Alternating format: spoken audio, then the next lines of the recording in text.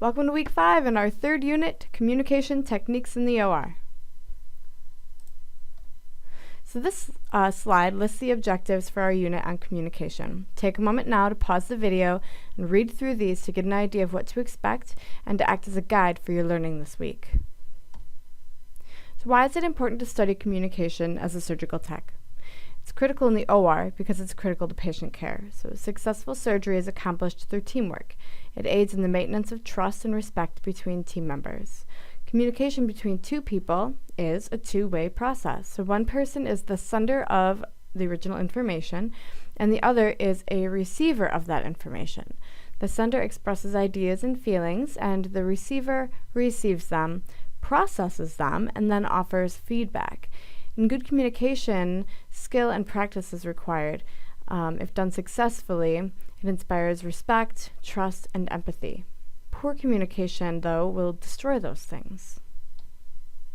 So let's take the two-way process concept just a bit further. No communication can take place without both a sender and a receiver. What initially passes between them is called the message. So this is going to be the thought, the concept, or the idea that the sender wants to relay to the receiver.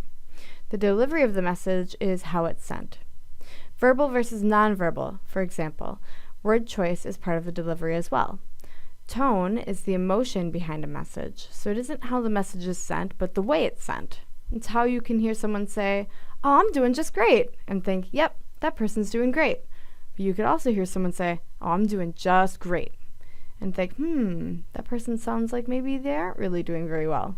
So once the receiver gets the message, it's his or her job to provide feedback to the sender. And this feedback should both acknowledge that the message was received and also that it was understood. So why do we even need to communicate? What are the goals of communication? Well, we communicate to prevent errors in the OR and to promote the safety of our patients. We need to communicate clearly to work as a team, to think critically, and also to solve problems in the OR. So effective communication actually can persuade other people. We participate in huddles, briefings, timeouts, debriefings, and many other times throughout the day in order to provide and obtain information. Communication between people creates what's called a communication relationship. There are 3 types of these communication relationships: social, professional, and therapeutic. Social communication itself can be broken down to be either social formal or social informal. So formal social communication is when a group of people organize to communicate their plans or ideas in a casual way. But the key here is that in formal social communication, the entire group is talking about the same topic. In informal social communication, people choose what to talk about, and there's no structured schedule for what they're talking about or when. There are advantages to social communication, such as enjoying the conversation, sharing one's information and views, and also learning new things and getting fresh information. Professional communication is between coworkers, the surgeon, and other healthcare professionals. And therapeutic communication is between a healthcare worker and the patient or the patient's family. So regardless of the type of communication relationship, it's important to always strive for respect in communication. Some things that can help with that are eye contact between the both of you, being an active listener, which actually we'll talk about in a few minutes, being sensitive to the other person and what they have to say, communicating assertively instead of aggressively. We'll talk about that in a few slides as well. And finally, communicating with clarity to keep any misunderstandings at a minimum. Communication can be either verbal or nonverbal. So verbal communication is spoken communication. Nonverbal communication uses body language, touch, tone, eye contact, or written word in order to send a message.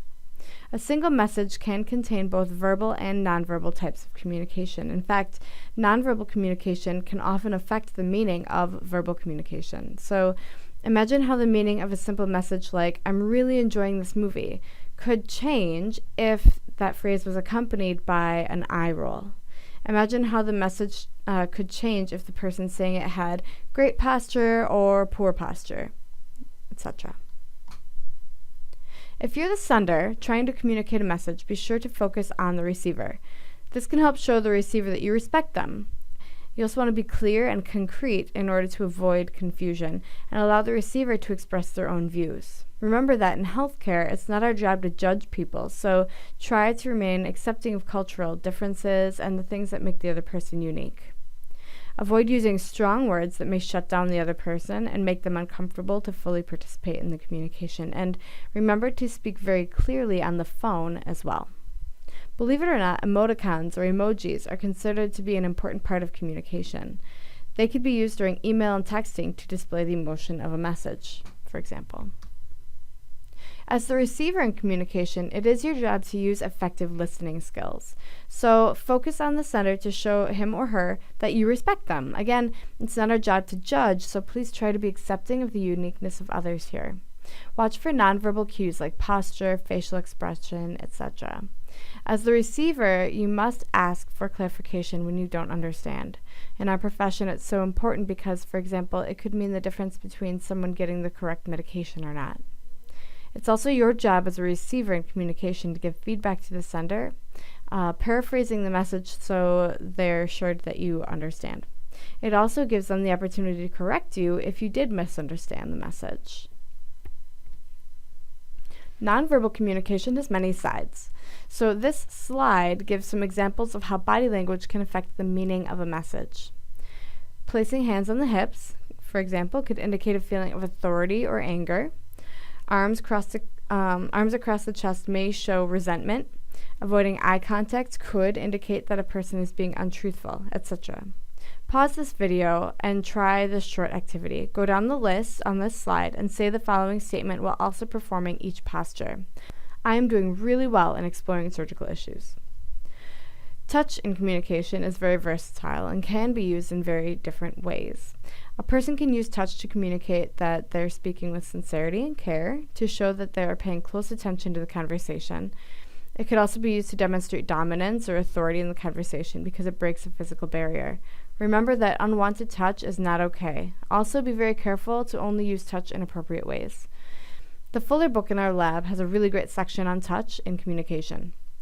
Tone can also completely change the meaning of a phrase, which we mentioned earlier. Eye contact can help to display respect, attention, and confidence during communication. And finally, written communication can send a message to the receiver using things like notes, memos, texts, and emails. Again, emoticons or emojis can be appropriate to be used when the emotion of a message needs to be conveyed. Remember to use these sparingly, though, and only when necessary.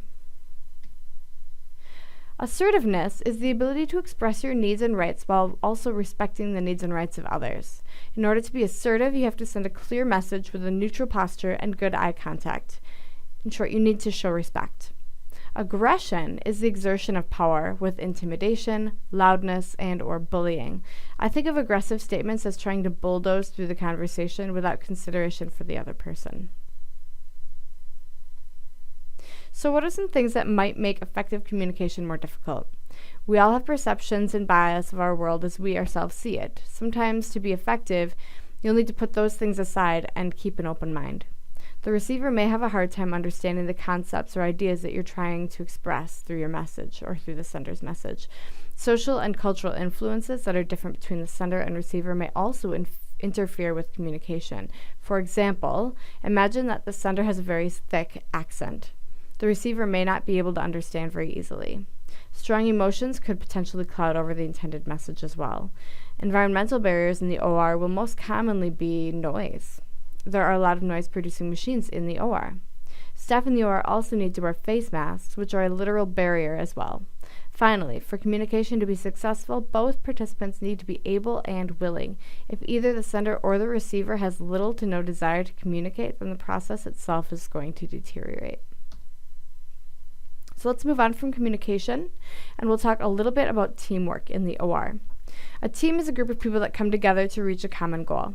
The surgical team includes the surgeon, anesthesia provider, surgical technologist, and RN. In the hospital, you may notice other types of teams there as well. An example would be the green team, responsible for trying to maximize energy saving, cost reduction, and eco-friendly options in the OR. A quality of good teamwork is the ability to discuss conflict. The group must admit that a problem exists, identify the problem, and then work together to solve that problem. Yielding refers to teamwork and accepting the fact that there are other points of view that must be considered in order to solve a task or problem. The ability to accept change is crucial to good teamwork. Also, surgery is ever changing, so this quality of good teamwork is very smart. A good team will be polite when they are speaking and behaving towards each other. Teams that practice politeness are more efficient and demonstrate a higher level of professionalism as well. Collaboration is people working together for a common purpose. Collaboration requires that everyone on the team works together to solve problems and obstacles. And finally, a consensus is an agreement among members. Bruce Tuckman is a person who developed a model of team development in 1965. His formal model of team building includes 5 terms, and those are forming, storming, norming, performing, and adjourning, as you see here on this slide. In the forming stage, individual roles and responsibilities aren't clear, so the roles need to be defined, which requires clear aims and objectives from a leader. In the storming stage, different ideas from individuals compete for consideration. During norming, the team manages to have one goal and come to a mutual plan for the team. In performing, the team has to be able to function as a unit as they find ways to get the job done smoothly and effectively without inappropriate conflict. Finally, adjourning has the team completing the task and breaking up the team. Many people feel that this model is a bit outdated. Try to focus more on conflict resolution and bringing out the strengths of a set of people with diverse psychological, sociological, and cultural experience towards a group that is strong because of its diversity versus Tuckman's model, which tries to mold everyone into the group. We're going to talk now about some problem behaviors in the OR. Verbal abuse is communication that's rude, demeaning, and thoughtless. It may also involve sexual insults. It doesn't happen much around here, but I have seen surgeons lose their temper in the OR. Causes of verbal abuse include stress, favoritism, jealousy, overworked individuals, lack of staff, lack of sleep, difference of opinion. This is unfortunately something that's a very real problem in the OR. The surgeons that we have in this area here happen to be pretty great. It's rare that you hear about one of the surgeons at either of our clinical sites flying off the handle. But this isn't just something that can happen between surgeons and staff. Coworkers are just as capable of verbally abusing each other, so it's important to be vigilant against abuse. If it does happen to you, though, how do you cope?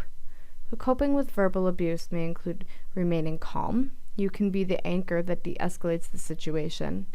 Make an assertive statement. Remember that being assertive is not being aggressive. It's stating your needs while also being polite and aware of the other person's needs, okay? So state what you want and what you feel while being respectful to the other person. Do not become aggressive. Aggression escalates the situation. You don't want to make it worse. Stand up for your coworkers. Defend your coworkers. Silence is just like saying that you agree or you approve of the abuse. And have your supervisor step in to address the situation if abuse becomes disruptive. So what do you do if you find yourself being verbally abused? First of all, stay calm. The OR is not the place to lose it because the patient comes first, and if you're upset, you won't be at your best. Know your rights. Make an assertive statement, something along the lines of, Dr. X, it's not necessary for you to scream at me. Do not become aggressive because it will only escalate the situation. And if you don't feel you can handle the situation, call and report to your supervisor. Again, if you're witnessing this happen to someone else, stand up for that person because your silence says that you agree. Lateral abuse is bullying amongst coworkers of the same rank. Some examples would be failing to share information. Say a surgeon tells you that from now on he always wants a certain instrument on his setup.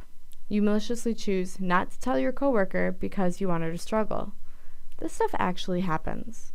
Another example would be demeaning a person in front of other people, discrimination, mocking another person or taking credit for their work, falsely reporting another staff member, sabotaging another person's work. A friend of mine went to work for a period of time at a hospital out of this area, and she experienced quite a bit of lateral abuse there. The one story that sticks out the most to me is she had her whole setup done and waiting for a big case. She was just waiting for the patient as they went to sleep, and one of her coworkers came in and deliberately contaminated her entire back table so that she had to start over again completely at the last minute. Lateral abuse can become a chronic problem, and we can cope with this and keep it from getting out of hand by defending each other. Speak up on behalf of your peers. Silence in this situation shows that you agree with the abusers. So be assertive about the problem and report it in writing to your supervisors. If this type of thing ever happens to you, you need to report it in writing. It's bullying and it's wrong, but even above that, it has the potential to put patients at risk. If you witness this type of thing happening, you need to say something to somebody. Staying silent is just like saying you agree with it. Gossip is the telling and retelling of events about another person's professional or personal life or their physical condition. A rumor is information whose validity is questionable, so don't participate in these types of activities. We're adults now. Often, if you tell the person spreading gossip what he or she's doing, they'll stop. It's best not to make them feel attacked, however, so it's also best to make general comments instead of saying, you shouldn't. For example, it's not okay to talk about people's personal lives without them here. Is better than, you shouldn't talk about people's personal lives without them here. Sexual harassment and hostile environment. Sexual harassment is any unwanted sexually explicit comment, sexual or other unwanted physical contact, or pressure of any kind to engage in unwanted sexual activity. It creates a sense of sexual invasion, humiliation, shame, or guilt. I hope that none of you ever find yourselves in this situation, especially at work, because this is hands down illegal and unacceptable. Sometimes the person doesn't realize that they're acting inappropriately, so you need to use clear language to communicate that this is unwanted and you'd like for it to stop. Report the behavior in writing to your supervisor, and if the activity continues and there's inadequate action on the part of your supervisor, go up a level to their boss, and so on until the situation is handled effectively. Groupthink. Groupthink is collective behavior and thinking. It's based on peer pressure.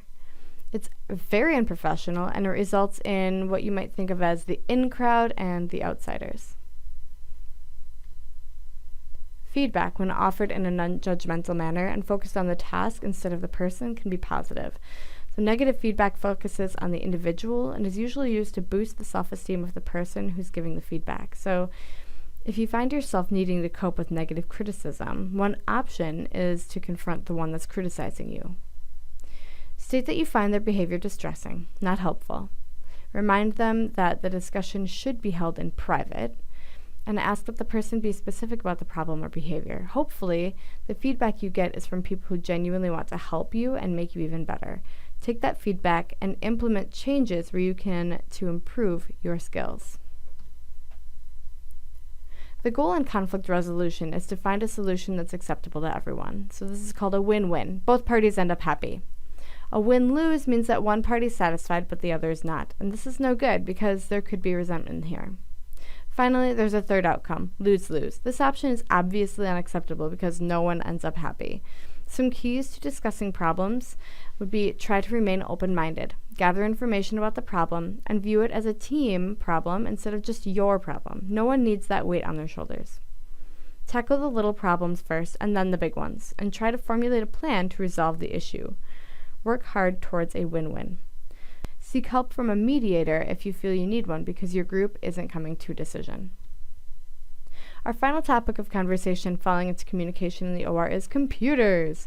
They're used for securing patient records, preference cards for surgeons, diagnostic imaging like CTs and MRI, digital camera and image output to monitors, robotic systems, tracking of supplies, equipment and instrumentation, billing, sterilization. They've come quite a long way, and they're very important in the surgical setting. And because of this, we have to be sure that you know the basics. So we're going to talk about some basic computer components. The on-off switch turns the computer on or off. The power icon will typically be the place for you to switch user, shut down, restart, or log off.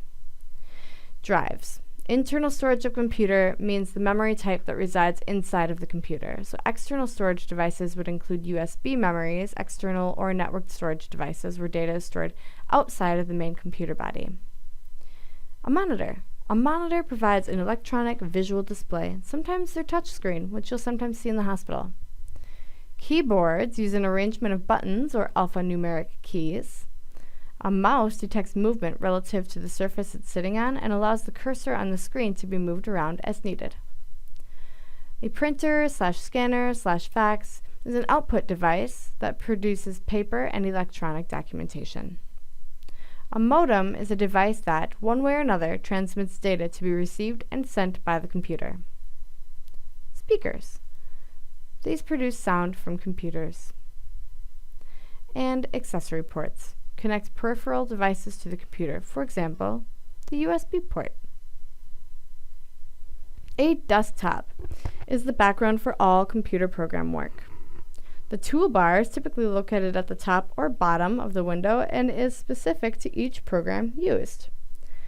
Icons are small pictures or graphics associated with a program, document, or data. So how do we find a file on the computer? This will vary depending on the computer that you have. Many times you'll find a file using a file explorer. Click on any file to select it and then double-click to see information inside the file. So to close the file, you need to exit out, or if you use a Mac, it will typically be a little red circle. Document management is the computerized management of electronic as well as paper-based documents. These systems may include a scanner system to convert paper documents into an electric form, a database to organize stored documents, and a search mechanism to quickly find specific documents. Documents can usually be printed using the toolbar. Be sure to use the toolbar to save your files before closing them. Failing to do this may result in lost work. The Internet is worldwide. The intranet is particular to a facility or specific network. Attaching documents to emails is a quick and easy way to share information with other people. This is more common now than using fax machines, but you'll still see these in healthcare sometimes as well. Search engines are used for finding information quickly on the internet. Some current examples include Google and Yahoo. Bookmarking or creating favorites allows you to retrieve information quickly in a lateral format instead of having to search for the site again. Always be sure to use reputable sources when looking for information on the internet. .edu and .gov and sometimes .org sites tend to have the most accurate information for healthcare. And be sure to give credit and properly cite your sources when you find information on the internet or intranet, and prevent yourself from plagiarizing other people. There are lots of resources that could be helpful to you when looking for information, so don't feel limited to using just one or two. Finally, we do need to visit patient confidentiality here.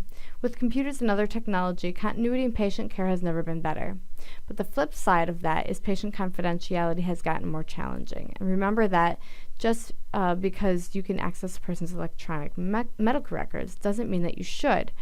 HIPAA should be always in the back of your mind. Also, computers, devices, emails, etc. can only be used for patient information if they've been approved by the hospital and their cybersecurity team. Hospitals are constantly under attack by hackers and people fishing for access, and this is because there's a lot of protected information housed there, and it makes a tempting target for those who would use it as ransom. No joke. So protect yourself and your patients from this and follow the rules of your facility. Okay, that's all I've got for our communication lecture this week. I hope you're all doing great, and we'll be talking soon.